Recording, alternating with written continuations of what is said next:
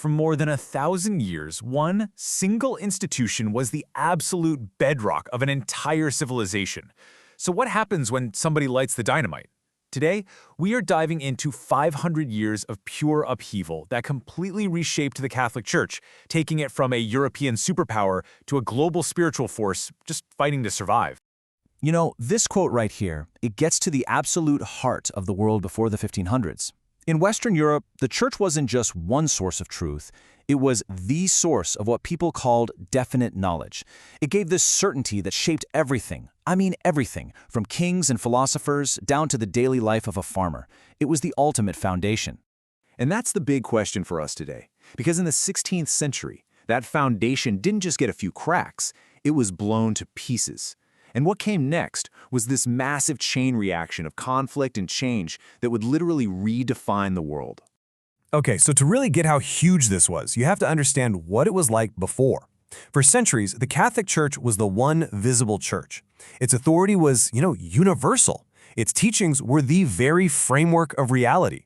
Its unity wasn't even a question. It was just a fact of life.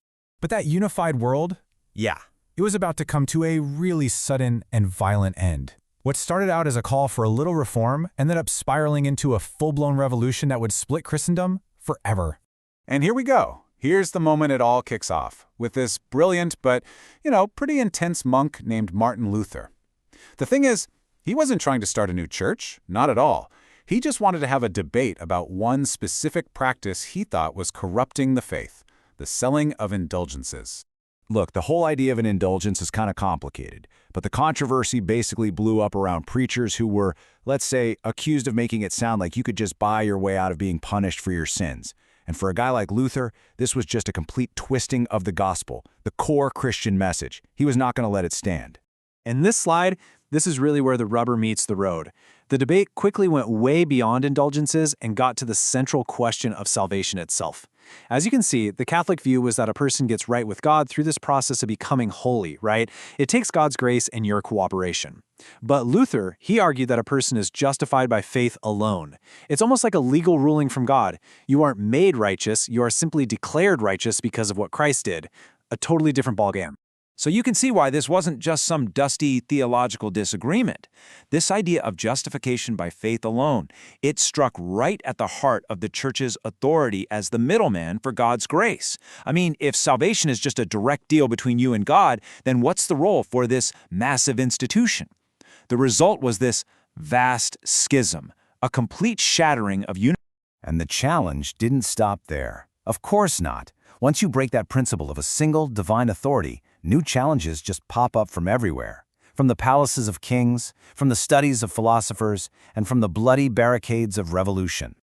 Over the next 300 years, the church would face these three escalating waves of conflict, and each one was more dangerous than the last. First came the kings, then came the philosophers, and finally the revolutionaries. So as you see here, first up, you've got these absolute monarchs who basically wanted their own national churches that they could control. Then the Enlightenment comes along, and suddenly human reason is the new ultimate authority. And finally, you just have raw political force. The French Revolution wanted nothing less than the annihilation of Catholicism. And then in the 19th century, Bismarck's Germany launched the Kulturkampf, literally a culture war, to force the church to submit to the state. It was relentless. So you have to ask, right? Surrounded on all sides, theologically, politically, philosophically, how did this ancient institution even manage to survive? Well, its response was fascinating. It looked outward to the whole world, and it looked inward to its own core identity. While the church was getting hammered in Europe, a totally different story was playing out on the other side of the planet. Get this, by the late 1500s, there were an estimated 300,000 Christians in Japan. This was the result of this huge wave of missionary work, which was part of the church's answer to the crisis. It was going truly global for the very first time. So the strategy started to become pretty clear. To push back against Protestantism, the church defined its own teachings with more precision than ever before, especially at the Big Council of Trent. And to deal with losing its footing in Europe, it sent missionaries out to Asia, Africa, and the Americas, which just radically expanded its world. But that still leaves a huge question. With kings and philosophers and revolutionaries all pushing their own versions of the truth, how could the church possibly hold on to its claim as the final word on faith? How could it offer any certainty in a world that had suddenly fallen in love with uncertainty?